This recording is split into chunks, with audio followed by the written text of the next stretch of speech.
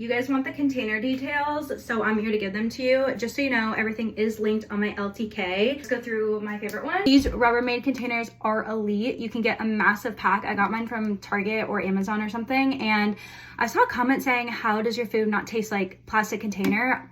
That's never been an issue for me. I've only ever had that issue with plastic bags and like putting crackers in there. But these have held up for like 3 years now and they're in perfect condition. These ones are a new edition. These are actually the Target brand. I don't think I have these ones linked yet. I will link them, but same with the plastic thing. That's never been an issue. Container that everyone is obsessed with, the glass one. Me too, me too. I love these containers.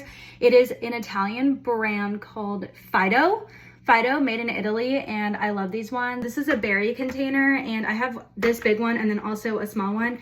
This is from the Container Store, and basically how this works is the berries go in here, you wash them, but then also when you place them in here, there's a little bit of a space under so it drains, so that's how they don't get mushy, and these will last in my fridge up to like a full week.